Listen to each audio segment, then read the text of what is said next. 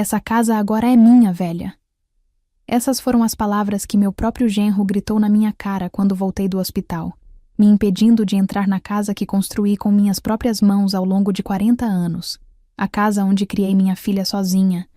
A casa que era meu único refúgio no mundo. Se você quer ouvir mais histórias como essa, se inscreva no canal e aproveite. Já me conte de onde você está ouvindo essa história nos comentários. Meu nome é Marta, tenho 72 anos, e tudo começou numa manhã aparentemente normal de setembro de 2024. Eu estava na cozinha da minha casa preparando o café da manhã, como fazia todos os dias há décadas, quando escorreguei numa poça de água que não tinha visto no chão. A queda foi rápida e brutal. Ouvi o estalo do meu quadril antes mesmo de sentir a dor lancinante que me fez gritar e desmaiar. Acordei no hospital com luzes fluorescentes queimando meus olhos e minha filha Cecília segurando minha mão, o rosto dela molhado de lágrimas. Mãe, graças a Deus você acordou. A vizinha ouviu você gritar e chamou a ambulância. Você quebrou o quadril. Vai precisar fazer cirurgia. A dor era insuportável, mesmo com os remédios que os enfermeiros aplicavam regularmente. O médico, um homem jovem de jaleco branco e expressão séria, explicou que eu precisaria de uma cirurgia para colocar um pino no quadril e que a recuperação levaria pelo menos 2 semanas de internação, seguidas de meses de fisioterapia. Dona Marta, a senhora teve sorte, disse ele, olhando para as radiografias numa tela luminosa. Algumas frações de milímetro a mais, e a fratura poderia ter sido muito mais grave. Vamos operar amanhã de manhã cedo. Cecília não saiu do meu lado naquele primeiro dia. Ela arrumou meu travesseiro, trouxe água, segurava minha mão sempre que uma onda de dor me atingia. Paulo, meu genro, apareceu no final da tarde trazendo flores e uma caixa de chocolates, meus favoritos. Sogra, que susto você nos deu, disse ele com um sorriso que na época me pareceu genuíno. Mas não se preocupe com nada, a gente vai cuidar de tudo. A senhora só precisa se concentrar em ficar boa. Paulo sempre foi gentil comigo desde que começou a namorar minha filha há 5 anos. Ele trabalhava como corretor de imóveis, sempre bem vestido, sempre com palavras amáveis, sempre oferecendo ajuda quando eu precisava de algo consertado em casa. Cecília parecia feliz com ele, e isso bastava para mim. Eles moravam num apartamento alugado do outro lado da cidade, mas vinham me visitar regularmente aos domingos. Mãe, você precisa de alguma coisa da sua casa?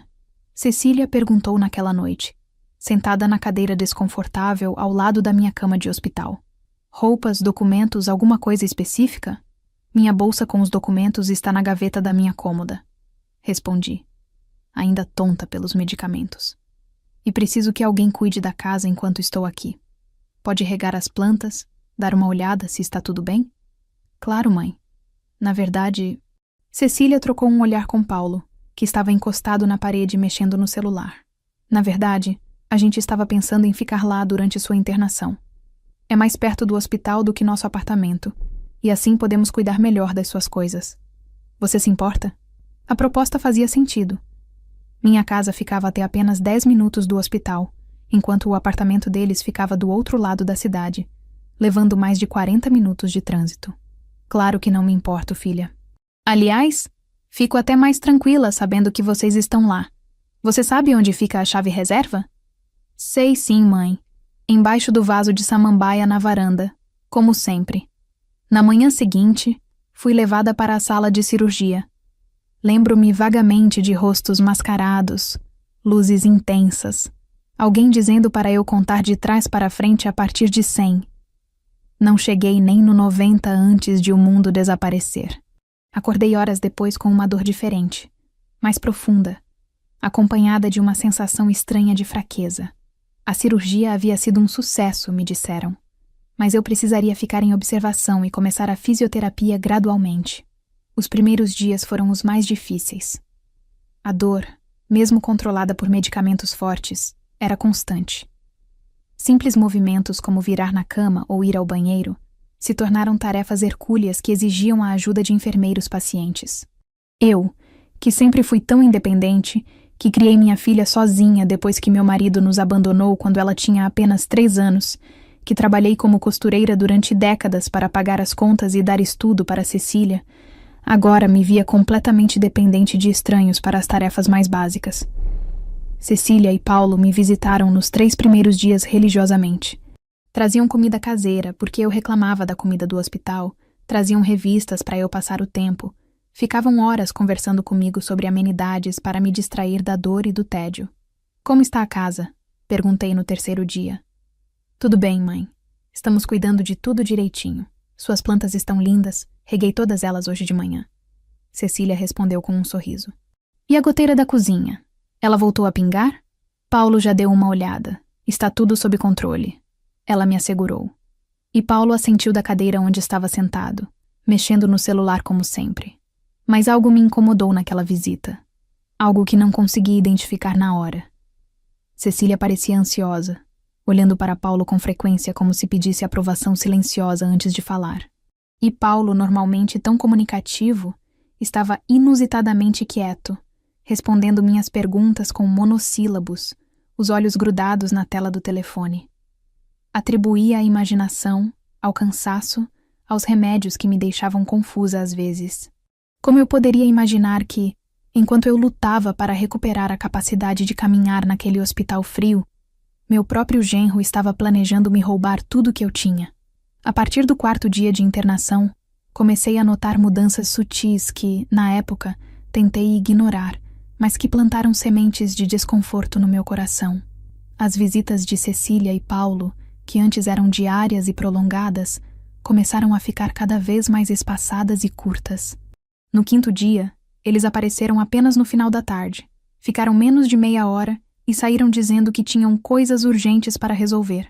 No 6º dia, só Cecília veio, sozinha, e ficou apenas 15 minutos mexendo nervosamente no celular o tempo todo. Filha, está tudo bem? Você parece preocupada. Perguntei, tentando segurar sua mão, mas ela a retirou rapidamente para atender uma mensagem que chegou no telefone. Está tudo ótimo, mãe. Só estamos ocupados com uns assuntos, nada demais. Sua resposta foi mecânica, sem olhar nos meus olhos, e ela saiu apressadamente alegando que Paulo estava esperando no estacionamento. No 7º dia, nenhum dos dois apareceu. Fiquei o dia inteiro olhando para a porta, esperando vê-los entrar, inventando desculpas na minha cabeça. Talvez Paulo tivesse pegado um cliente importante. Talvez Cecília estivesse com enxaqueca. Talvez houvesse trânsito. Quando a noite caiu e as luzes do corredor foram diminuídas, finalmente aceitei que não viriam. Peguei o telefone do hospital e liguei para casa. Minha casa. O telefone tocou 6 vezes antes de Paulo atender, e quando atendeu, sua voz estava estranha, distante, quase irritada. Alô? Paulo, sou eu, Marta. Vocês estão bem? Fiquei preocupada porque não vieram hoje. Ouvi um suspiro impaciente do outro lado. Ah, sogra. Tivemos um dia corrido. Muitas coisas para organizar aqui.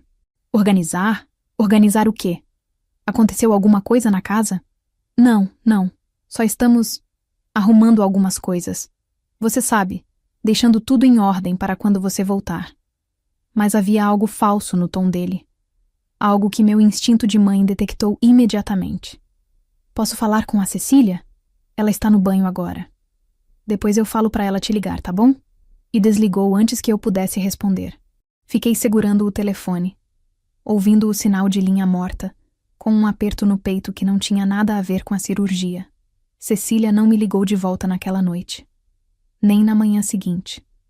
No 8º dia de internação, consegui finalmente dar meus primeiros passos com a ajuda do andador. A fisioterapeuta, uma moça jovem e animada chamada Fernanda, me elogiou pelo progresso. Dona Marta, a senhora está indo muito bem. No ritmo que está, vai poder ter alta em menos de uma semana. Deveria estar feliz com a notícia, mas tudo o que sentia era uma ansiedade crescente sobre o que encontraria quando voltasse para casa. Tentei ligar novamente, dessa vez no meio da tarde. Paulo atendeu no primeiro toque, mas sua voz soou ainda mais distante. Oi, sogra. Paulo, preciso falar com a Cecília. Ela não me ligou de volta ontem como você prometeu. Ela está ocupada agora. Ocupada com o quê? Paulo, o que está acontecendo aí? Vocês mal têm vindo me ver. Não atendem minhas ligações direito. Estão escondendo algo de mim? Não estamos escondendo nada. A voz dele subiu de tom, agressiva, algo que eu nunca tinha ouvido antes. Nós estamos cuidando das suas coisas, organizando tudo, e você fica aí nos enchendo com ligações. A gente tem vida própria, sabia? Fiquei em choque. Paulo nunca havia falado comigo daquele jeito. Sempre foi educado, gentil, respeitoso. O que estava acontecendo? Paulo, eu só quero saber se está tudo bem. Posso falar com minha filha, por favor? Ouvi vozes abafadas ao fundo, como se ele tivesse coberto o telefone com a mão. Depois Cecília atendeu, mas sua voz estava tensa, quase sussurrando. Oi, mãe. Cecília, minha filha, o que está acontecendo? Por que você não tem vindo me ver? Por que Paulo está tão estranho? Mãe, não está acontecendo nada. A gente está cuidando da casa, como você pediu. Tem muita coisa para fazer. Você não faz ideia. Havia algo na voz dela. Culpa, talvez? Medo? Que coisas? Filha, é só regar as plantas e verificar se está tudo em ordem. O que tem tanta coisa assim para fazer? Mãe, eu tenho que desligar. A gente se vê em breve, tá? E ela desligou, deixando-me com mais perguntas do que respostas. Nos dias seguintes, o padrão se repetiu. Cecília aparecia rapidamente, sozinha, sempre apressada, sempre olhando para o celular, sempre com desculpas esfarrapadas sobre por que Paulo não vinha junto. Ele está trabalhando. Ele está cansado. Ele está resolvendo umas coisas em casa. No 10º dia, fiz uma pergunta direta. Cecília, o que vocês estão fazendo na minha casa? Ela congelou, o rosto ficando pálido. O que você quer dizer, mãe? Você sabe exatamente o que eu quero dizer. Vocês estão estranhos, evasivos, escondendo algo de mim. O que está acontecendo? Nada, mãe. Por que você está tão desconfiada? A gente só está cuidando das suas coisas. Mas seus olhos não encontravam os meus, e suas mãos tremiam ligeiramente. Então por que você não me deixa falar com Paulo quando ligo? Por que ele fica tão irritado quando eu pergunto sobre a casa? Ele está só estressado com o trabalho, mãe. Você está viajando por causa dos remédios. E antes que eu pudesse rebater, ela alegou estar atrasada para um compromisso e saiu correndo. Fiquei deitada na cama do hospital naquela noite, incapaz de dormir, virando de um lado para o outro, apesar da dor no quadril, minha mente criando cenários cada vez mais preocupantes. O que eles estavam fazendo na minha casa? Por que estavam tão estranhos? Por que Cecília, minha própria filha, estava mentindo para mim? No 12º dia, o médico me deu alta. Dona Marta, a senhora se recuperou excepcionalmente bem. Pode ir para casa amanhã, mas precisa continuar com a fisioterapia e tomar os remédios conforme a prescrição. E nada de esforços físicos pelos próximos 2 meses, entendido? Deveria estar aliviada. Finalmente voltaria para casa, para minha cama, para minhas plantas, para minha rotina. Mas tudo o que sentia era um medo inexplicável, como se estivesse prestes a descobrir algo terrível. Liguei para Cecília para avisar sobre a alta. Paulo atendeu. A gente busca você amanhã às 10, disse ele secamente, e desligou antes que eu pudesse responder. Naquela última noite no hospital, não consegui pregar o olho. Tinha certeza de que algo estava muito, muito errado.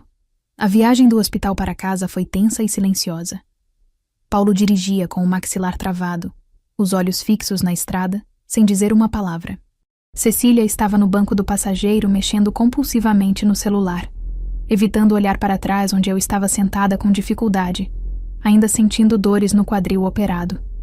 Tentei puxar conversa algumas vezes. Como estão as plantas? O tempo ficou mais frio, né? Obrigada por virem me buscar. Mas recebia apenas respostas monossilábicas ou silêncio absoluto. A atmosfera dentro do carro era sufocante, carregada de algo que eu não conseguia nomear, mas que fazia meu estômago revirar de ansiedade. Quando viramos na minha rua, senti um alívio momentâneo. Ali estava minha casa. A casa que comprei com tanto sacrifício há 40 anos. A casa onde criei minha filha, onde cada tijolo guardava uma memória. A fachada amarela clara, o portão verde que eu mesma pintei na primavera passada, a jabuticabeira no jardim que dava frutas todos os anos. Mas conforme nos aproximávamos, comecei a notar detalhes estranhos. A cortina da sala estava diferente. Não era mais a cortina florida que eu tinha escolhido, mas uma cortina cinza escura que eu nunca tinha visto. E havia um carro desconhecido estacionado na garagem, onde sempre ficava vazio porque eu nunca tive carro. De quem é aquele carro na garagem? Perguntei, a voz saindo mais alta do que pretendia. É nosso. A gente comprou semana passada. Paulo respondeu secamente, estacionando na rua. Ah, que bom, murmurei, mas algo no tom dele me deixou ainda mais inquieta. Paulo saiu do carro rapidamente e foi direto para a porta da frente sem me oferecer ajuda. Cecília teve que voltar para me ajudar a descer do banco traseiro, segurando meu braço enquanto eu manobrava meu corpo dolorido para fora do veículo. Cada movimento era uma agonia, e o andador que o hospital me emprestou estava no porta-malas, que Paulo já tinha fechado e trancado. Paulo, preciso do andador, gritei, mas ele já estava na porta da casa, mexendo nas chaves. Depois eu pego, ele gritou de volta sem se virar. Apoiada em Cecília, subi os 3 degraus da entrada com extrema dificuldade, cada passo enviando ondas de dor pelo meu quadril. Quando finalmente chegamos à porta, Paulo a abriu de par em par e simplesmente ficou parado ali, bloqueando a entrada, me encarando com uma expressão que nunca tinha visto no rosto dele. O que você está fazendo aqui? Ele disse. Não perguntou. Afirmou, como se eu fosse uma intrusa. Ri nervosamente, achando que era uma piada de mau gosto. Paulo, que brincadeira é essa? Eu moro aqui. Estou voltando do hospital. De novo você, velha ridícula? Ele gritou, e o veneno na voz dele me fez dar um passo para trás, quase perdendo o equilíbrio.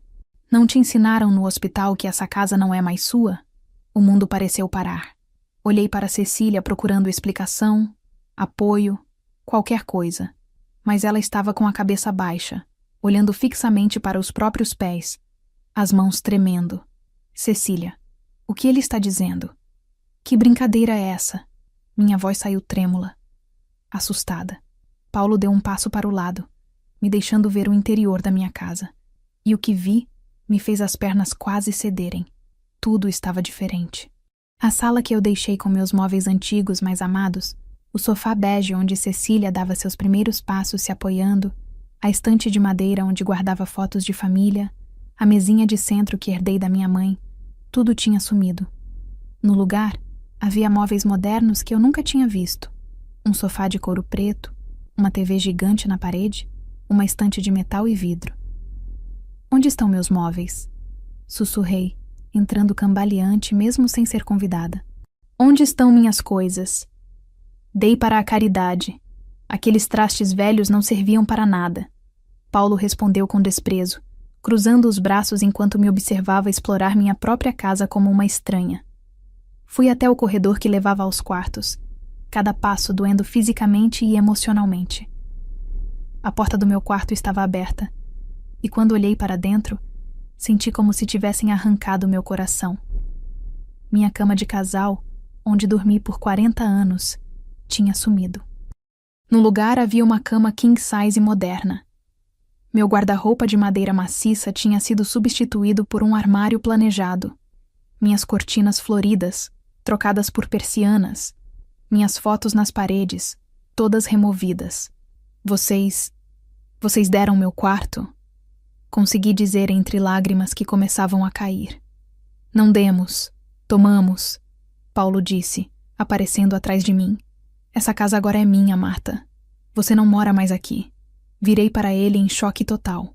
Como assim é sua? Essa é minha casa. Eu paguei por ela. Eu tenho a escritura, Você tinha a escritura.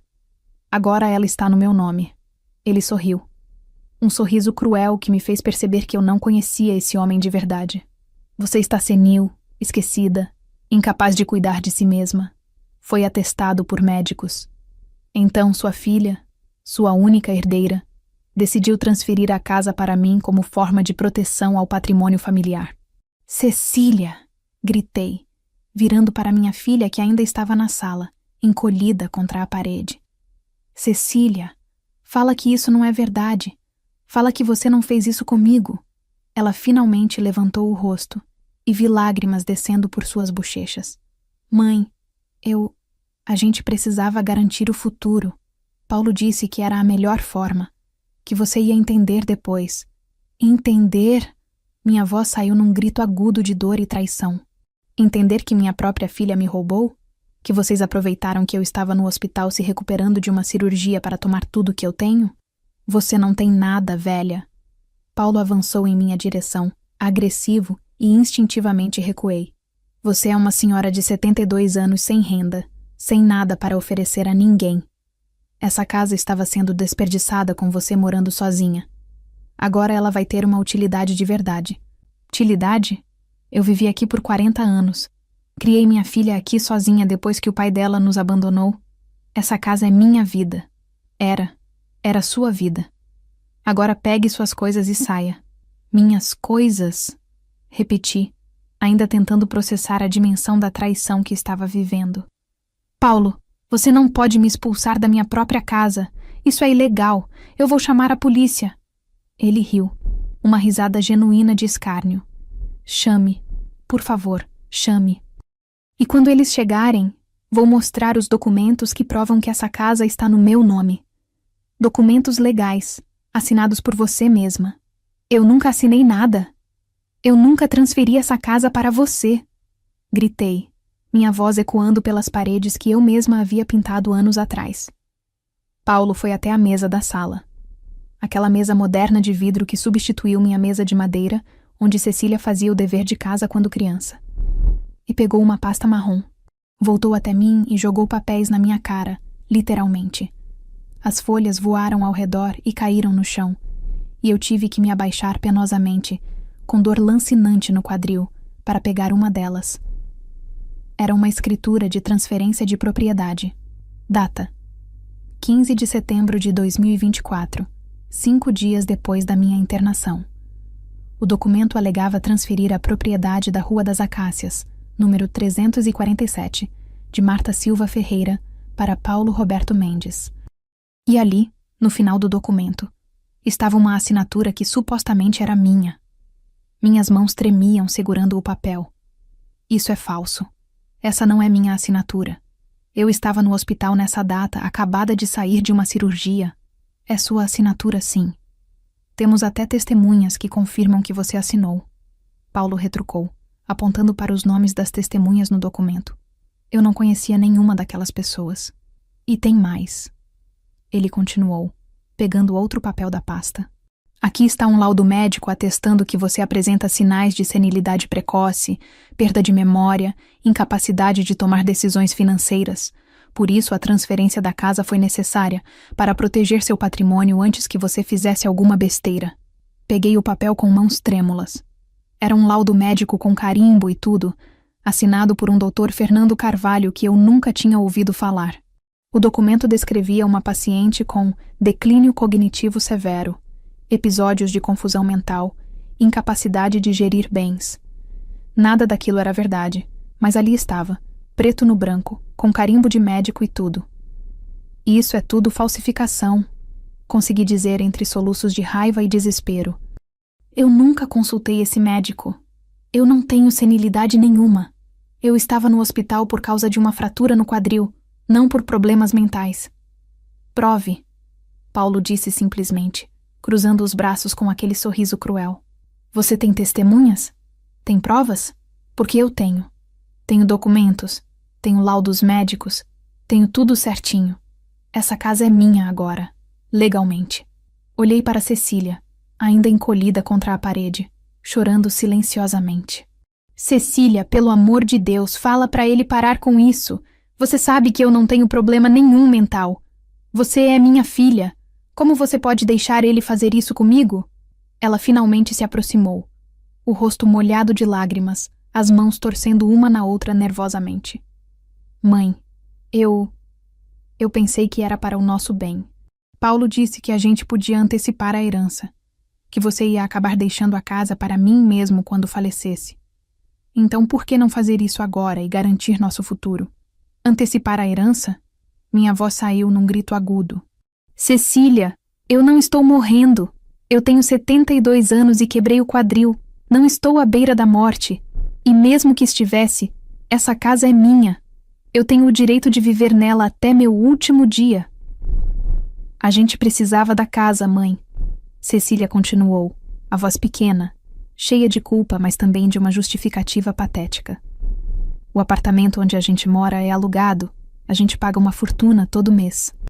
Paulo disse que se a gente tivesse essa casa, poderia economizar, investir, construir um futuro melhor. Então foi isso? Olhei para os dois com uma mistura de horror e compreensão. Vocês cuidaram de mim, vieram me visitar no hospital, se ofereceram para cuidar da casa. Tudo isso era só para ter a oportunidade de me roubar? Não foi roubo, Paulo disse friamente. Foi uma transferência legal de propriedade. Você está confusa, velha. A idade está te pegando. Eu não estou confusa! Gritei com toda a força que tinha nos pulmões, sentindo dor no peito, no quadril, em cada parte do meu corpo e da minha alma. Vocês forjaram documentos. Vocês falsificaram minha assinatura. Isso é crime. Prove, ele repetiu, agora avançando em minha direção com uma expressão ameaçadora. Vá na polícia, vá na justiça, contrate um advogado. Boa sorte provando qualquer coisa.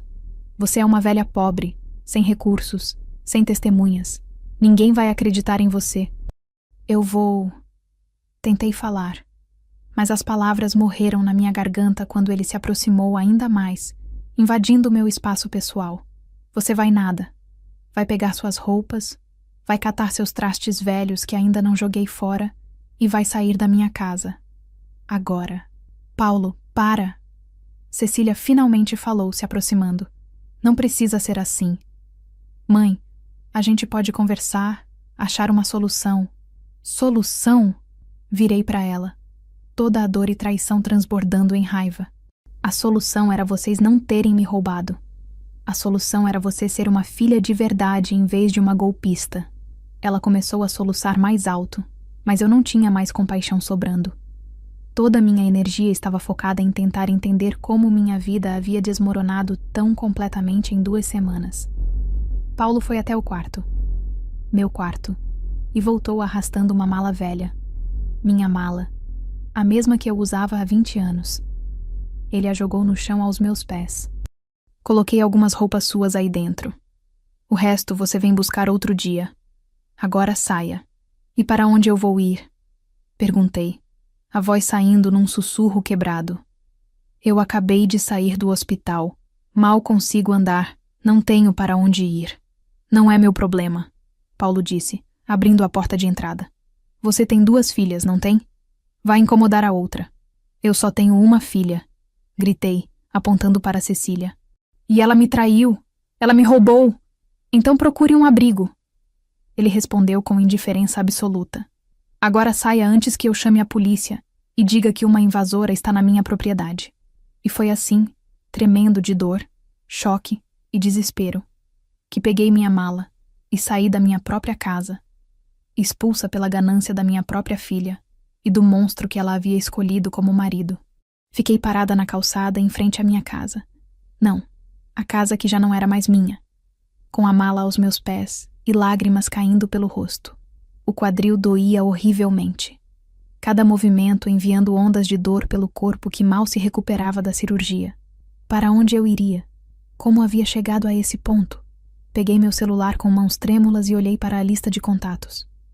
Não tinha muitas opções.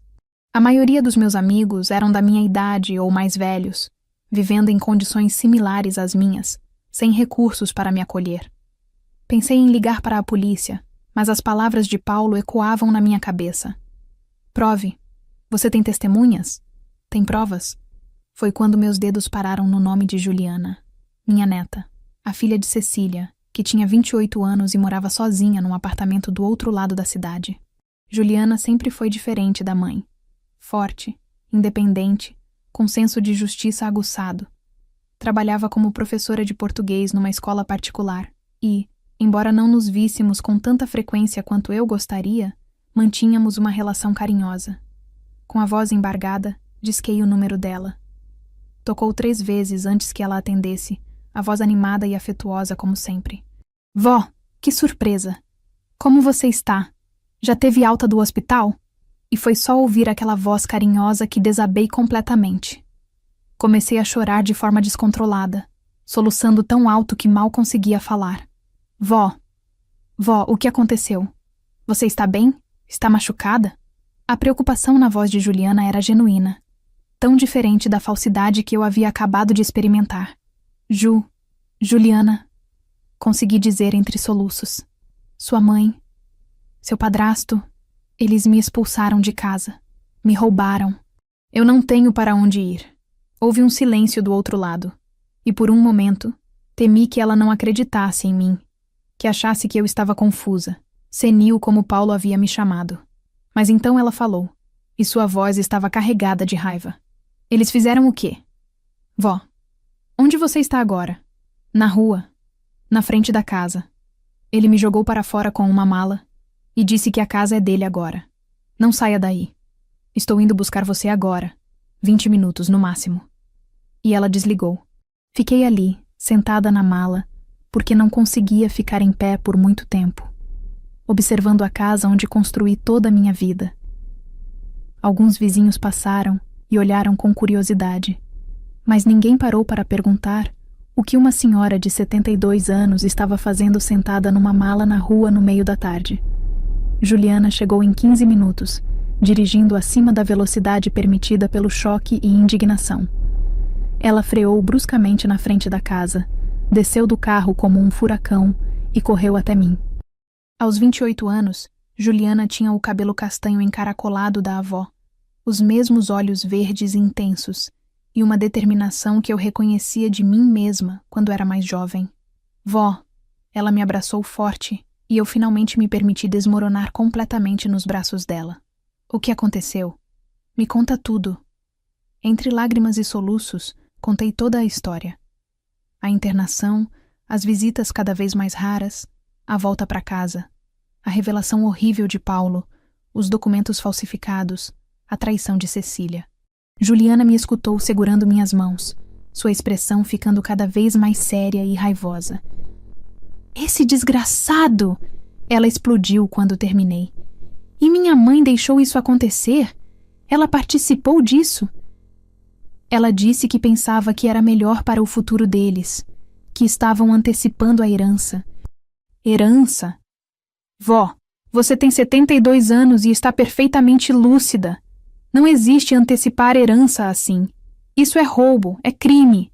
Juliana estava furiosa, as mãos tremendo de raiva enquanto me ajudava a levantar. Vamos embora daqui. Você vai ficar na minha casa e amanhã mesmo vamos procurar um advogado. Juliana, eu não tenho dinheiro para advogado.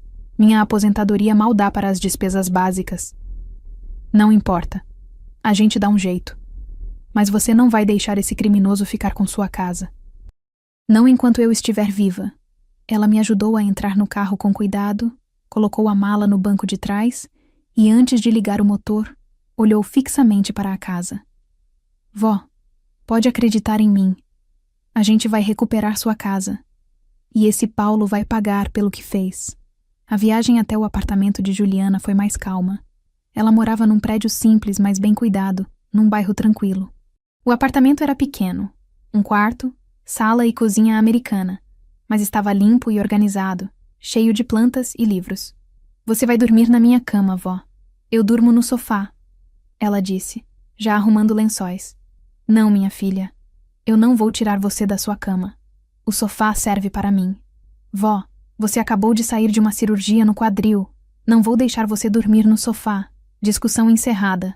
E havia tanta determinação na voz dela que eu não tentei discutir mais. Naquela noite, deitada na cama de Juliana, numa casa que não era minha, mas onde me sentia muito mais bem-vinda do que na minha própria casa havia sido nas últimas horas, chorei silenciosamente. Chorei pela traição, pela perda, pela humilhação. Chorei por ter passado 40 anos construindo um lar, só para vê-lo arrancado de mim em questão de dias. Mas também senti algo que não esperava sentir. Um lampejo de esperança. Juliana acreditava em mim. Juliana estava furiosa em meu nome. Juliana não ia deixar Paulo e Cecília saírem impunes dessa. Vó, Você está acordada? A voz de Juliana veio da sala. Estou, minha flor. Ela apareceu na porta do quarto, iluminada pela luz do corredor. Eu liguei para a minha mãe. Disse exatamente o que penso dela e do Paulo. Disse que ela é uma vergonha, uma golpista, que eu tenho nojo dela. Ju, não, vó. O que ela fez é imperdoável. E amanhã, primeiro horário, a gente vai atrás de justiça. Você vai ter sua casa de volta. Eu prometo. E pela primeira vez desde que tinha voltado do hospital, eu acreditei que talvez, só talvez, ainda houvesse esperança. Na manhã seguinte, Juliana já estava acordada às 7 horas, fazendo ligações, pesquisando na internet, tomando notas freneticamente num bloquinho. Quando acordei com o cheiro de café fresco, encontrei-a sentada à mesa com o notebook aberto e várias páginas impressas espalhadas ao redor. Bom dia, vó. Café está pronto. E eu já encontrei um advogado especializado em direito de família e fraudes contra idosos, Dr. Henrique Almeida. Ele tem ótimas avaliações e aceita casos pro bono em situações especiais. Já marquei consulta para as 10 horas. Pro bono? O que é isso? Perguntei, sentando-me devagar à mesa, ainda sentindo dor no quadril a cada movimento. Significa que ele pode fazer de graça ou cobrar apenas se ganhar o caso. Expliquei a situação dele por e-mail, e ele respondeu que quer nos atender hoje mesmo. Disse que o caso parece grave e que precisa agir rápido. Às 9h30 já estávamos no carro a caminho do escritório do Dr. Henrique, localizado num prédio comercial no centro. Juliana tinha reunido todos os documentos que conseguiu. Minha certidão de nascimento, documentos de identidade, comprovantes de que eu era proprietária da casa desde 1984, laudos médicos do hospital comprovando que fui internada apenas por fratura no quadril. O escritório do Dr. Henrique era simples, mas profissional. Uma recepcionista simpática nos recebeu e nos conduziu até uma sala de reuniões onde um homem de aproximadamente 55 anos, cabelos grisalhos, óculos de armação discreta e terno azul marinho, nos esperava. Ele se levantou quando entramos, estendendo a mão primeiro para mim. Dona Marta, é um prazer conhecê-la. Sou Henrique Almeida, e você deve ser Juliana, disse, cumprimentando também minha neta. Por favor, sentem-se. Li o e-mail que você enviou, Juliana, e confesso que fiquei chocado. Infelizmente, casos como esse são mais comuns do que as pessoas imaginam. Sentamos e por mais de 40 minutos contei toda a história novamente. O Dr. Henrique ouvia atentamente, fazendo anotações meticulosas num bloco amarelo, interrompendo ocasionalmente para fazer perguntas específicas. Dona Marta, a senhora assinou algum documento enquanto estava no hospital? Não, absolutamente nada. Mal conseguia segurar uma caneta por causa da dor e dos remédios. A senhora em algum momento deu procuração para sua filha ou para o genro? Nunca. Nunca assinei procuração para ninguém. E esse laudo médico que eles apresentaram atestando senilidade, a senhora conhece esse médico? Dr. Fernando Carvalho? Nunca ouvi falar dele na minha vida. O único médico que me atendeu foi o ortopedista do hospital, Dr. Ribeiro, e ele pode confirmar que eu estava completamente lúcida. Dr. Henrique assentiu, continuando a escrever. E esses documentos de transferência de propriedade? A senhora pode me mostrar uma cópia? Juliana puxou da bolsa os papéis que Paulo tinha jogado em mim no dia anterior. O advogado os examinou cuidadosamente, virando as páginas, observando cada detalhe com olhos treinados. Isso aqui, ele disse finalmente, batendo o dedo numa página específica. É uma falsificação grosseira. A data da suposta assinatura é 5 dias após sua internação, num momento em que você ainda estava sob efeito de anestesia e medicamentos pesados. Nenhum cartório sério faria uma transferência de propriedade nessas condições. Então eu posso recuperar minha casa? Perguntei, a esperança acendendo no meu peito. Não apenas pode, como vai. Dona Marta, o que fizeram com a senhora é crime de estelionato qualificado, falsificação de documento público e abuso de incapazes. São crimes graves que podem resultar em vários anos de prisão. Juliana se inclinou para a frente, os olhos brilhando. Quanto tempo vai levar? O que precisamos fazer? Primeiro vamos solicitar uma perícia grafotécnica para comprovar que as assinaturas são falsas. Depois, vamos entrar com uma ação de nulidade dessa transferência de propriedade. Paralelamente, vamos fazer um boletim de ocorrência na delegacia para abrir inquérito criminal contra seu genro. Mas Paulo disse que tinha testemunhas, que estava tudo legal. Comecei, a dúvida me assaltando novamente. Testemunhas? Deixe-me ver os nomes. Ele verificou os documentos. Fernanda Costa e José Silva. Dona Marta, a senhora conhece essas pessoas? Não. Nunca ouvi falar. Vou investigar. Aposto que vamos descobrir que são pessoas conhecidas do Paulo, possivelmente até cúmplices no golpe. Isso só piora a situação dele. O doutor. Henrique passou mais meia hora explicando o processo legal, os prazos, as etapas. Seria necessário reunir documentos, fazer laudos periciais, possivelmente testemunhar em audiências. Não seria rápido nem fácil, mas ele estava confiante. A justiça é lenta, Dona Marta. Não vou mentir para a senhora. Mas temos um caso sólido. A senhora está lúcida, coerente, tem documentos comprovando que era a proprietária legítima. E mais importante, tem uma neta que vai lutar ao seu lado. Juliana segurou minha mão. A gente vai até o fim, vó. Sobre os honorários, Dr. Henrique disse, fechando sua pasta. Vou fazer o seguinte. Cobro apenas se ganharmos o caso. E mesmo assim será um percentual mínimo do valor da casa. Casos de abuso contra idosos me tocam pessoalmente. Minha própria avó passou por situação similar anos atrás. E eu era jovem demais para ajudá-la. Considere isso minha forma de honrar a memória dela. Saímos do escritório 2 horas depois, com uma pasta cheia de documentos para assinar, uma lista de coisas para providenciar e, pela primeira vez desde o pesadelo começar, uma sensação real de que eu poderia vencer. No caminho de volta, Juliana estava radiante. Viu, vó? Eu disse que a gente ia conseguir. O Dr. Henrique é incrível e ele já vai começar a trabalhar hoje mesmo. Minha filha, como vou te agradecer? Sem você, eu não saberia nem por onde começar. Vó, você me criou junto com a minha mãe quando eu era pequena. Você me buscava na escola, fazia meu lanche, me ajudava com o dever. Você acha mesmo que eu ia deixar alguém te fazer mal? Naquela tarde, Dr. Henrique já havia nos ligado confirmando que deu entrada no pedido de perícia grafotécnica e que iríamos à delegacia no dia seguinte para fazer o boletim de ocorrência formal. A guerra estava apenas começando, mas pela primeira vez eu tinha um exército ao meu lado. As semanas seguintes foram uma montanha-russa de emoções, papelada interminável e revelações cada vez mais chocantes sobre a extensão da traição que sofri. Dr. Henrique trabalhou com uma eficiência impressionante. Na segunda-feira seguinte à nossa primeira consulta, já tínhamos registrado o boletim de ocorrência na delegacia. O delegado, um homem sério de uns 50 anos chamado Dr. Campos, ouviu minha história com atenção crescente e cara cada vez mais séria. Dona Marta, infelizmente casos como o seu são mais comuns do que deveriam. Vou encaminhar para investigação imediata.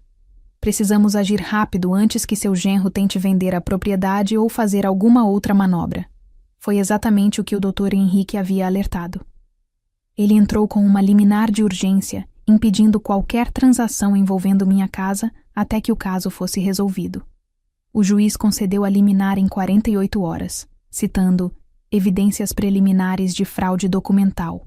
Mas a parte mais importante foi a perícia grafotécnica. 2 semanas depois da consulta inicial, recebi a ligação que mudaria tudo. Dona Marta, é o Dr. Henrique. Acabei de receber o laudo da perícia. As assinaturas nos documentos de transferência são definitivamente falsas.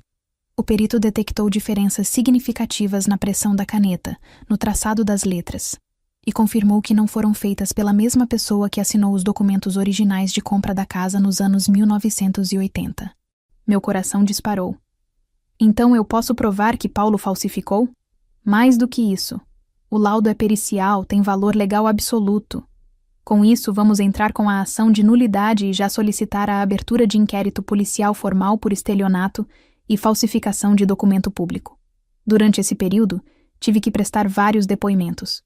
O primeiro foi no cartório onde supostamente havia sido feita a transferência. Quando chegamos lá com o Dr. Henrique, descobrimos algo surpreendente. Essa transferência nunca passou pelo nosso cartório, disse a tabeliã, uma senhora de meia-idade de óculos, examinando os documentos. O carimbo está correto, mas o número de registro é falso. Alguém falsificou não apenas as assinaturas, mas o próprio carimbo do cartório. Isso é possível? Perguntei chocada.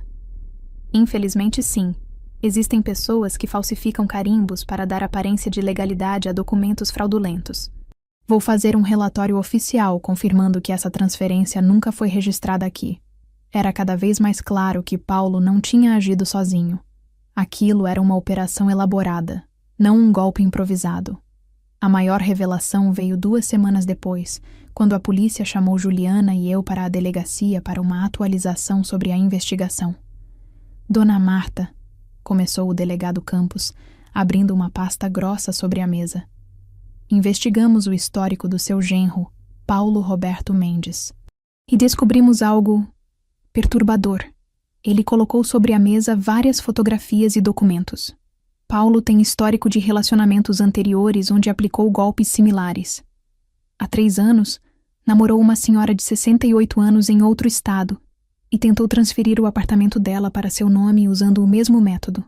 Laudos médicos falsos alegando senilidade, documentos forjados. Sentiu sangue gelar nas veias. Ele já fez isso antes? Sim.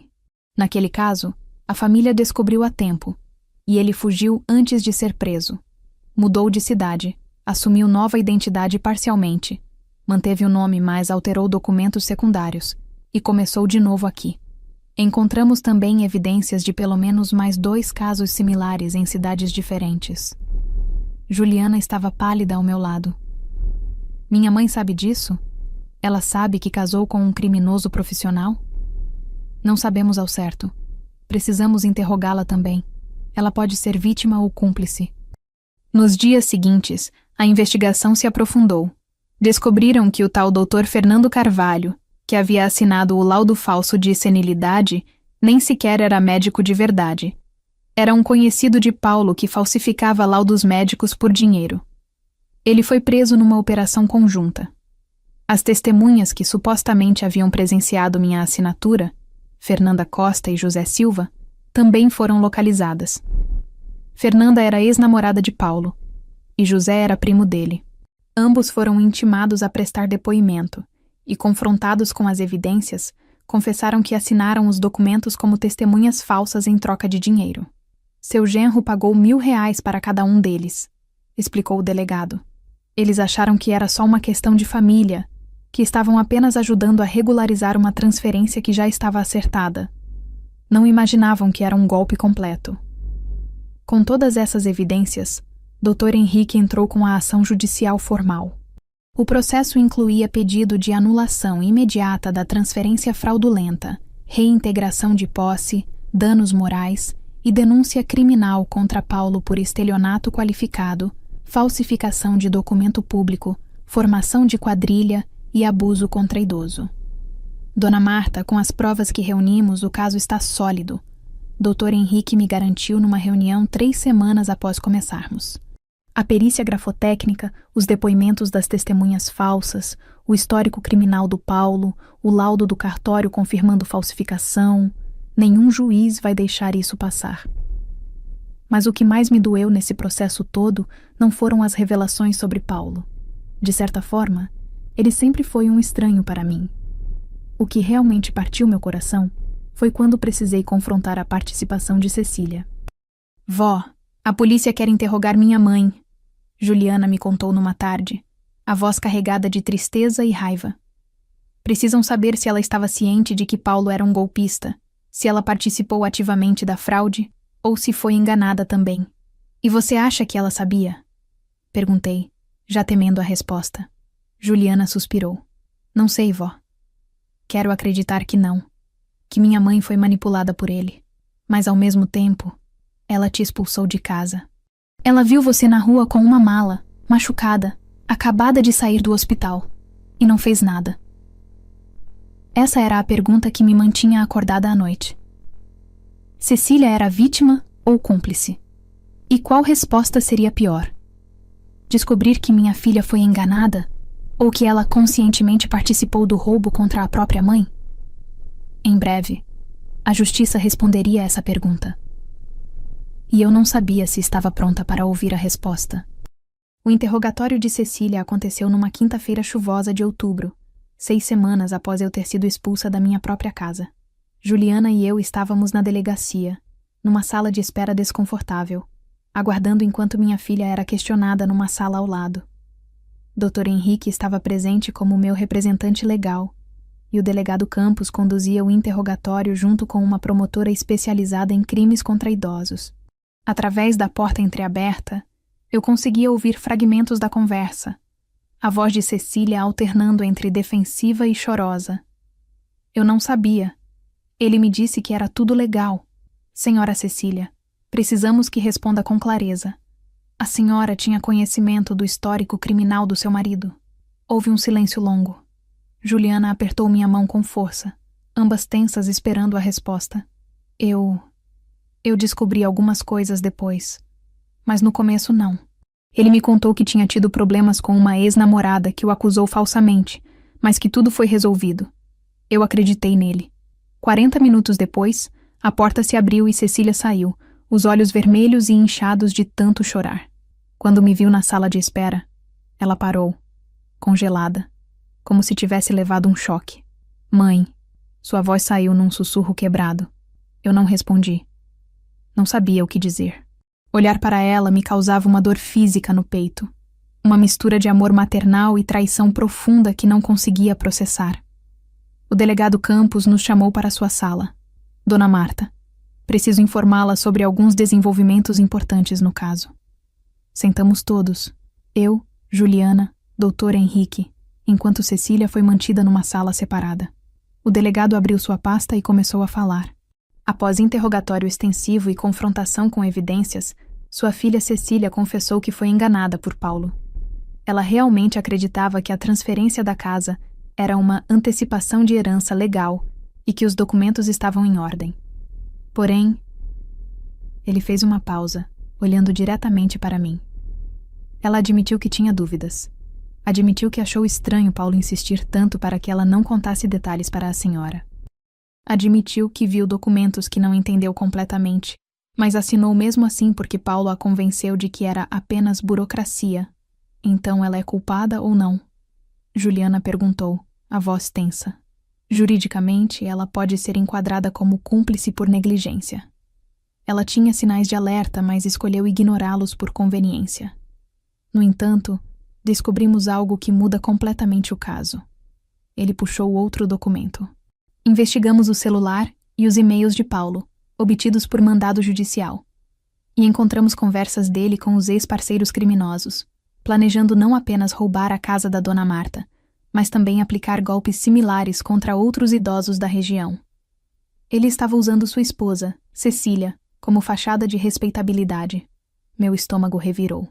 Ele estava planejando fazer isso com outras pessoas? Sim. Encontramos uma lista com nomes de outras senhoras idosas do bairro, pesquisas sobre seus patrimônios, até esboços de abordagem. Paulo não era apenas um golpista ocasional. Ele estava montando uma operação sistemática de fraude contra idosos. Juliana cobriu a boca com a mão, horrorizada. Quantas pessoas ele planejava golpear? Pelo menos 5, que conseguimos identificar. E há evidências de que ele já estava se aproximando de algumas delas, frequentando os mesmos lugares, criando oportunidades de contato.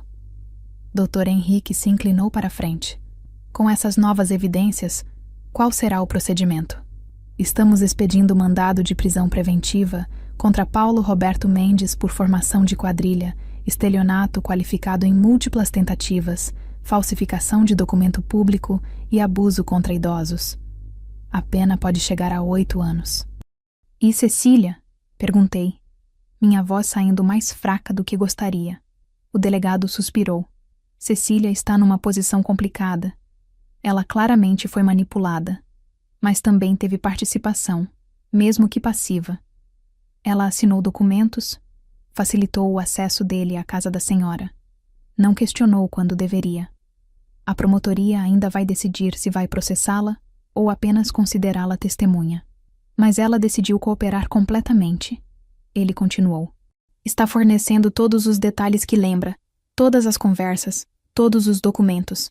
E mais importante, ela confessou que quando viu a senhora sendo expulsa da casa, sentiu que algo estava muito errado, mas estava com tanto medo de Paulo que não teve coragem de intervir. Naquele momento, a porta se abriu e a promotora entrou, uma mulher de uns 40 anos, expressão séria, mas não hostil. Dona Marta, poderia falar com sua filha? Ela está pedindo para conversar com a senhora. Não é obrigatório, mas pode ajudar no processo. Olhei para Juliana, que balançou a cabeça veementemente. Vó, você não precisa fazer isso. Não agora. Mas algo dentro de mim, talvez curiosidade, talvez aquele amor maternal que nunca morre completamente, me fez assentir. Eu falo com ela. Fui levada até uma sala pequena onde Cecília estava sentada, destruída, o rosto molhado de lágrimas, as mãos tremendo sobre a mesa. Mãe, ela começou assim que me viu, levantando-se abruptamente. Mãe, eu sinto muito, eu sinto tanto. Eu fui uma idiota, uma cega, uma... Você sabia? Perguntei cortando suas palavras. Você sabia que ele era um criminoso? Não, eu juro que não. Quando descobri sobre os outros casos, sobre o histórico dele, foi hoje, aqui na delegacia. Paulo me enganou, mãe. Ele me fez acreditar que estava fazendo o melhor para nossa família. Mas você me expulsou de casa, Cecília. Você me viu, machucada, acabada de sair do hospital, e não fez nada. Ela desmoronou, caindo de joelhos no chão da sala. Eu estava com medo dele. Nas últimas semanas ele mudou. Ficou agressivo, controlador. Ameaçou que se eu contasse qualquer coisa para você, ele me deixaria sem nada. Eu sou uma covarde, mãe. Uma covarde horrível. Olhei para minha filha. Aquela menina que criei sozinha, ajoelhada no chão, chorando. E senti nada. Nem raiva, nem pena. Apenas um vazio imenso onde costumava haver amor incondicional. Levanta, Cecília, disse friamente. Agora você vai fazer a única coisa certa que pode fazer. Vai testemunhar contra ele. Vai contar tudo o que sabe e vai ajudar a colocar esse homem na cadeia. Ela levantou, limpando o rosto. Eu vou. Eu prometo que vou. E naquele momento, soube que minha filha estava quebrada.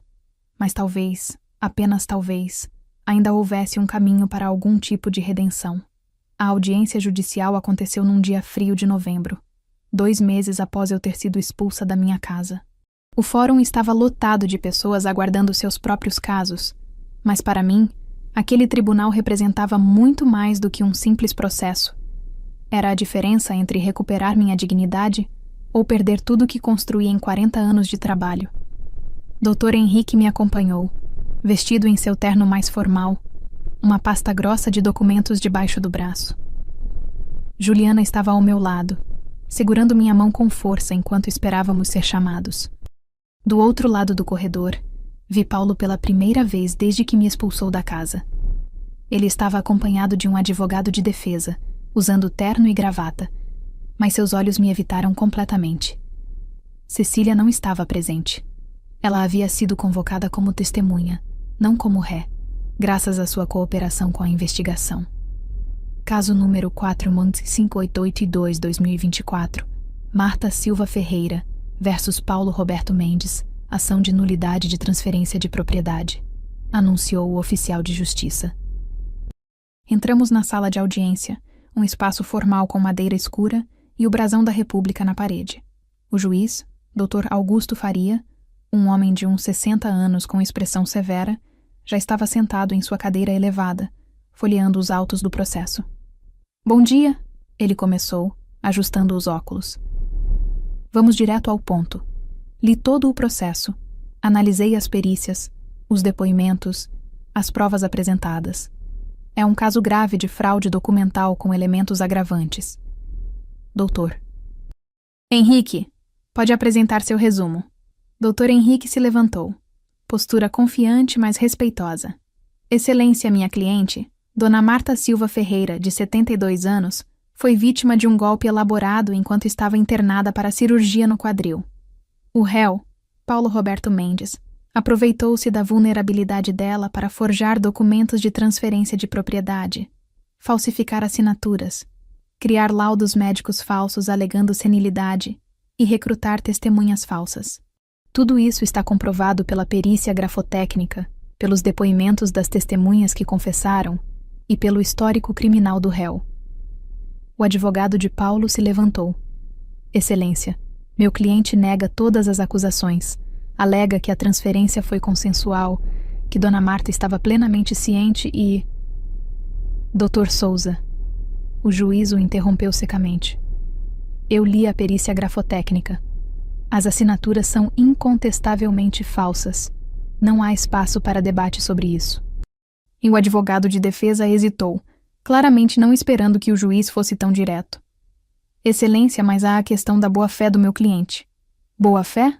O juiz ergueu as sobrancelhas. Dr. Souza, seu cliente tem histórico de golpes similares em 3 estados diferentes. Foi isso que a investigação policial descobriu. Onde exatamente está a boa-fé? Fui chamada para depor. Sentei-me na cadeira designada, meu coração batendo forte, e jurei dizer a verdade. Doutor, Henrique conduziu as perguntas com gentileza, me fazendo contar toda a história desde o início. A queda, a internação, como confiei em Cecília e Paulo para cuidar da casa, o choque de voltar e descobrir que tudo havia sido roubado de mim. Dona Marta, a senhora em algum momento assinou documentos transferindo sua propriedade para o réu? Nunca, senhor. Eu mal conseguia segurar uma caneta no hospital por causa da dor e dos remédios. A senhora em algum momento foi consultada sobre essa transferência? Não. Eu descobri tudo quando voltei do hospital e ele me impediu de entrar na minha própria casa. O advogado de Paulo teve sua chance de me questionar, mas suas perguntas eram fracas, tentando insinuar confusão mental que simplesmente não existia. Respondi a cada uma com clareza e firmeza, provando que estava completamente lúcida. Cecília foi chamada em seguida. Ela entrou na sala visivelmente nervosa, evitando olhar para Paulo, que a encarava com uma expressão de raiva e traição. Quando jurou dizer a verdade, sua mão tremia tanto que mal conseguiu levantar. Senhora Cecília, Dr. Henrique começou. A senhora pode nos contar o que descobriu sobre seu marido após a investigação policial? Com a voz embargada, Cecília contou tudo. Como Paulo a manipulou, como ele tinha histórico de golpes similares que ela desconhecia, como ele a convenceu de que estava fazendo o melhor para a família. E então, ela disse algo que me surpreendeu. Eu quero pedir desculpas publicamente para minha mãe, ela disse, olhando diretamente para mim pela primeira vez. Eu fui cega, covarde e egoísta. Minha mãe me criou sozinha, trabalhou a vida inteira para me dar educação e dignidade, e eu a traí da pior forma possível. Não espero perdão, mas espero que a justiça corrija o erro horrível que ajudei a cometer. Lágrimas desciam pelo meu rosto. Mas mantive silêncio. O juiz ouviu todos os depoimentos, examinou novamente as perícias, conferiu os laudos. Depois de quase 3 horas de audiência, ele bateu o martelo. Tendo analisado todas as provas apresentadas, as perícias grafotécnicas que comprovam falsificação, os depoimentos das testemunhas falsas que confessaram, o histórico criminal do réu e a ausência total de consentimento da vítima, declaro nula a transferência de propriedade da Rua das Acácias, número 347. A propriedade é imediatamente restituída à sua legítima dona, Marta Silva Ferreira. Juliana gritou de alegria ao meu lado, me abraçando forte. Eu estava em choque, mal conseguindo processar que havia vencido. Além disso, o juiz continuou, sua voz severa. Condeno o réu Paulo Roberto Mendes a 4 anos de reclusão em regime fechado pelos crimes de estelionato qualificado, falsificação de documento público e abuso contra idoso. Condeno também ao pagamento de indenização por danos morais no valor de R$50 mil à vítima. Paulo ficou pálido, seu advogado tentando argumentar, mas o juiz já havia decidido. E determino a prisão imediata do réu. Oficial, proceda. 2 policiais se aproximaram de Paulo, que começou a gritar. Isso é injustiça! Eu tenho direitos! Cecília, faz alguma coisa! Mas Cecília apenas desviou o olhar, enquanto ele era algemado e retirado da sala aos gritos. Quando saímos do tribunal, O sol estava brilhando pela primeira vez em semanas. Dr. Henrique me abraçou. Parabéns, Dona Marta. Justiça foi feita. E pela primeira vez em 2 meses, eu finalmente respirei aliviada, sabendo que minha casa voltaria a ser minha. O dia da reintegração de posse chegou 1 semana após a sentença judicial. Era uma manhã ensolarada de dezembro, e eu estava no banco traseiro do carro de Juliana, acompanhada pelo Dr. Henrique e por 2 oficiais de justiça que iriam garantir meu retorno à casa. Durante aquela semana, Paulo havia tentado todos os recursos possíveis para adiar a execução da sentença, mas todos foram negados. Ele estava preso preventivamente, aguardando o julgamento das outras acusações criminais que pesavam contra ele. Mas ainda tinha procuradores agindo em seu nome tentando ganhar tempo. Conforme nos aproximávamos da Rua das Acácias, meu coração começou a acelerar. Seriam quase 3 meses desde que eu havia sido expulsa da minha própria casa. 3 meses de humilhação, dor e luta. Mas agora, finalmente, eu estava voltando como a legítima proprietária, amparada pela lei. Quando chegamos em frente ao número 347, vi que havia um grupo pequeno de vizinhos na calçada. Dona Maria, do número 352, acenou para mim com um sorriso. Seu Jorge, do número 340, levantou o polegar em sinal de apoio. Eles tinham acompanhado toda a saga pelos jornais locais, que publicaram matérias sobre o golpe e a condenação de Paulo. Os oficiais de justiça desceram primeiro, carregando documentos e equipamentos. Um deles, um homem alto de uns 40 anos chamado Rogério, tocou a campainha. Nada. Tocou novamente. Silêncio. Vou usar a chave, eu disse, pegando a chave reserva que milagrosamente ainda funcionava. Mas antes que pudesse fazer isso, a porta se abriu bruscamente e lá estava Paulo. Ou melhor, alguém que parecia Paulo, mas estava completamente transformado. Ele havia emagrecido visivelmente, tinha olheiras profundas, barba por fazer, roupas amarrotadas. Não estava mais preso. Aparentemente havia conseguido liberdade provisória temporária para reunir seus pertences. "O que vocês querem?" Ele perguntou com voz rouca, bloqueando a entrada. O oficial Rogério mostrou os documentos. "Senhor Paulo Roberto Mendes, estamos aqui para executar a ordem de reintegração de posse. A senhora Marta Silva Ferreira foi declarada legítima proprietária deste imóvel, e o senhor tem 1 hora para retirar seus pertences e desocupar as instalações." "Eu não vou sair", Paulo disse simplesmente cruzando os braços. "Essa casa é minha. Vocês não podem me tirar daqui." Dr. Henrique se adiantou. "Senhor Paulo, o senhor foi condenado em primeira instância. A sentença é clara. Se não colaborar, será removido à força e poderá responder por crime de desobediência à ordem judicial." "Eu não me importo. Vocês me tiraram tudo. Vocês acreditaram nas mentiras dessa velha louca!" Ele gritou, apontando para mim com desprezo. Foi nesse momento que algo dentro de mim quebrou. Não era mais medo, não era mais dúvida. Era raiva pura e justiça. "Mentiras?" Avancei em sua direção, apoiada em Juliana, mas com força na voz. "As perícias provaram que você falsificou minha assinatura. Suas testemunhas confessaram que mentiram. Seu histórico de golpes em 3 estados foi exposto. Onde exatamente estão as mentiras, Paulo?" Ele me encarou com ódio. "Você deveria estar grata. Essa casa estava sendo desperdiçada com você aqui sozinha. Uma velha inútil que não produz nada. Eu ia fazer algo útil com ela." "Algo útil? Como vender e embolsar o dinheiro?" Juliana retrucou furiosa. "Como usar como base para golpear outras idosas? A polícia achou sua lista, seu monstro."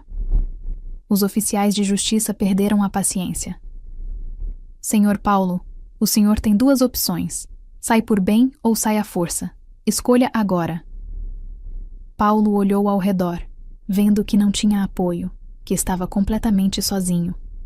Seus ombros caíram, a bravata desmoronando. "Eu preciso de tempo para pegar minhas coisas", ele murmurou. "Você tem 1 hora", o oficial repetiu, olhando para o relógio. "E nós vamos supervisionar para garantir que leve apenas o que é seu." Entramos na casa e foi um choque ver novamente o que ele havia feito com meu lar.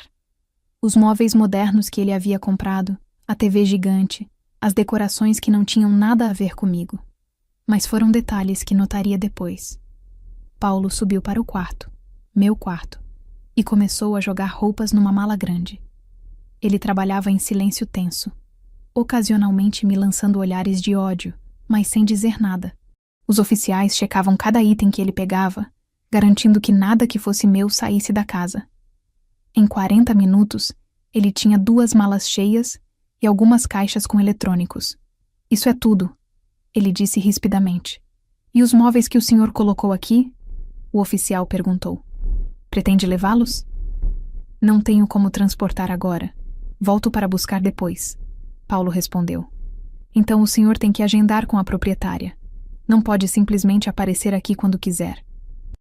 Paulo me lançou um olhar venenoso, mas não disse nada. Quando ele pegou a última caixa e caminhou em direção à porta, eu fiz algo que nem planejei. Bloqueei sua passagem. Paulo, disse, minha voz calma, mas firme. Você tentou me destruir. Tentou tirar tudo que construí com 40 anos de trabalho honesto. Usou minha filha, manipulou minha família, me expulsou da minha casa quando eu estava vulnerável e machucada. Ele me encarou, mas não falou. Mas você fracassou. Porque pessoas como você sempre fracassam. A justiça é lenta, mas chega. E agora você vai passar os próximos anos pagando pelo que fez. E eu vou seguir vivendo na minha casa, reconstruindo minha vida, enquanto você apodrece numa cela lembrando do dia em que subestimou uma velha inútil. Por um momento, vi algo passar pelos olhos dele. Talvez arrependimento. Talvez apenas raiva de ter sido pego. Mas ele desviou o olhar e saiu pela porta sem dizer uma palavra. Observamos ele colocar as malas no carro que Cecília havia comprado com o dinheiro do meu golpe. Observamos ele dar partida e ir embora. E quando o carro desapareceu na esquina, eu finalmente respirei fundo. Bem-vinda de volta à sua casa, avó, Juliana disse, me abraçando forte. E pela primeira vez em 3 meses, eu estava realmente em casa. 6 meses se passaram desde que recuperei minha casa. Era maio de 2024. E o outono pintava meu jardim com cores douradas, enquanto eu tomava chá na varanda, observando a jabuticabeira que voltava a dar frutos depois de tanto tempo negligenciada. A casa havia passado por uma transformação completa. Com parte da indenização que Paulo foi obrigado a pagar, Juliana me ajudou a fazer reformas. Pintamos as paredes, trocamos cortinas, compramos móveis novos, mas com o meu estilo. Simples, aconchegantes, cheios de história. Meu quarto voltou a ser meu, com minha cama de casal que Juliana encontrou num brechó, quase idêntica à que eu tinha antes. As fotos de família estavam de volta nas paredes, incluindo várias novas com Juliana. Meu quadril havia se recuperado completamente. Fazia fisioterapia 3 vezes por semana e já conseguia caminhar sem dor, até cuidar do jardim sem dificuldade. Voltei a frequentar o grupo de costura da igreja. Reencontrei amigas que não via há meses. Reconstruí minha rotina. E, mais importante, reconstruí minha dignidade. Paulo estava cumprindo pena numa penitenciária estadual. Segundo o doutor Henrique, ele tentou apelar da sentença, mas foi negado em todas as instâncias. Deveria cumprir pelo menos 3 anos antes de ter direito à progressão de regime. Às vezes eu pensava nele ali, preso, pagando por seus crimes, e sentia nada, nem satisfação, nem pena. Apenas um vazio onde antes havia indignação. Quanto a Cecília, não tivemos contato nenhum durante os primeiros 5 meses. A promotoria decidiu não processá-la criminalmente, considerando-a vítima da manipulação de Paulo, mas ela estava respondendo a processos cíveis e havia se divorciado oficialmente. Segundo Juliana, ela estava morando sozinha num apartamento pequeno, trabalhando num emprego administrativo, tentando reconstruir sua vida. Foi numa tarde chuvosa de maio que ouvi a campainha tocar. Abri a porta e lá estava ela. Cecília, minha filha.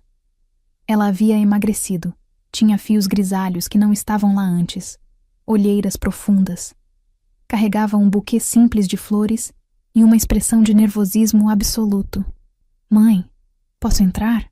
Sua voz saiu num sussurro hesitante. Por um momento, considerei fechar a porta. Considerei dizer que que era tarde demais, que ela havia me magoado demais. Mas algo mais forte, talvez o instinto maternal que nunca morre completamente, talvez apenas cansaço de carregar tanto rancor, me fez dar um passo para o lado. Entre. Ela entrou devagar, olhando ao redor como se visse a casa pela primeira vez. Está linda. Você deixou tudo do seu jeito de novo. Sim, do jeito que sempre deveria ter sido. Sentamos na sala, um silêncio pesado entre nós. Cecília segurava as flores no colo, os dedos apertando os caules com nervosismo. Eu vim pedir desculpas. Ela finalmente disse, os olhos enchendo de lágrimas. Sei que já pedi antes no tribunal, mas eu precisava fazer isso aqui, na sua casa, olhando nos seus olhos. Mãe, eu fui a pior filha que alguém poderia ter. Eu te traí, te machuquei, fui cúmplice de um crime horrível contra você. Sim, foi. Respondi simplesmente, sem suavizar. Ela assentiu, aceitando. Eu passei esses meses em terapia, tentando entender como permiti que isso acontecesse, como fui tão cega, tão gananciosa, tão covarde, e descobri coisas sobre mim que não queria admitir. Que coisas? Que eu sempre tive inveja da sua força. Você criou uma filha sozinha, trabalhou a vida toda, comprou essa casa com seu suor. E eu me casei pensando que seria sustentada, que teria vida fácil. Quando Paulo me ofereceu a antecipação da herança, eu vi uma forma de ter o que queria sem trabalhar por isso. Foi ganância pura, mãe. Ganância e preguiça.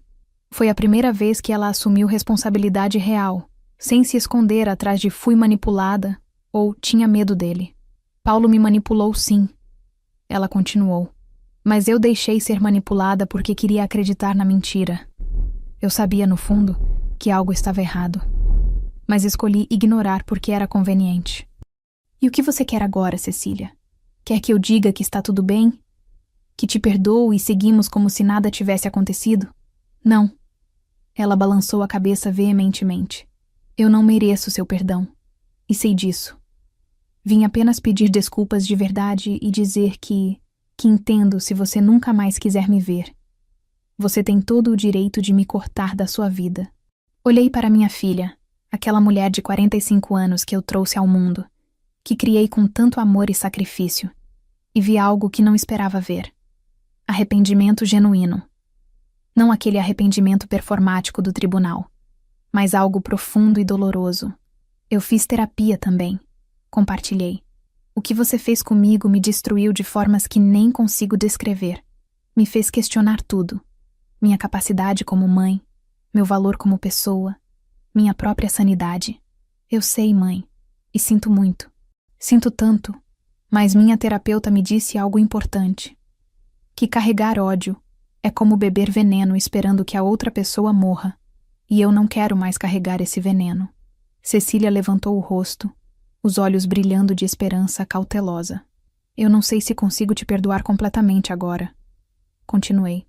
Isso vai levar tempo, muito tempo, e nada vai voltar a ser como era. Mas talvez possamos começar de novo, devagar, com limites claros. Ela começou a chorar, não delicadamente, mas em soluços profundos de alívio e dor. Obrigada, mãe. Obrigada por me dar uma chance que eu não mereço. Não é uma chance, é uma possibilidade. E você vai ter que trabalhar muito para reconstruir minha confiança. Vai levar anos, Cecília. Anos. Eu sei. E estou disposta. Vou passar o resto da minha vida tentando compensar o que fiz. Conversamos por mais 2 horas naquela tarde. Ela me contou sobre a terapia, sobre o divórcio difícil, sobre como estava trabalhando para se sustentar pela primeira vez na vida adulta. Contei sobre as reformas da casa, sobre minha recuperação, sobre como Juliana havia sido meu anjo da guarda. Quando ela foi embora, já era noite. Na porta, ela hesitou. Posso te visitar de novo? Talvez daqui a umas semanas? Pode, mas liga antes. Vou ligar. E mãe, eu te amo. Sempre amei, mesmo quando não mostrei. Fechei a porta depois que ela foi embora e fiquei ali parada no corredor da minha casa. Minha casa, sentindo uma paz que não sentia há muito tempo. Não era uma paz completa, não era o fim da dor. Mas era um começo. Juliana me ligou mais tarde. Vó, soube que minha mãe foi te visitar. Como foi? Foi difícil, mas necessário. Você a perdoou? Estou tentando, minha flor, um dia de cada vez. Naquela noite, deitada na minha cama, na minha casa, cercada pelos meus pertences e pelas minhas memórias, refleti sobre tudo que havia vivido nos últimos meses. Aprendi que a maldade existe, que até aqueles que amamos podem nos trair. Mas também aprendi que a justiça, embora lenta, pode prevalecer. Que há pessoas boas dispostas a lutar por você. E que o perdão, mesmo quando parece impossível, às vezes é o único caminho para a paz. E pela primeira vez em muito tempo, dormi profundamente, sem pesadelos, sabendo que estava finalmente em casa.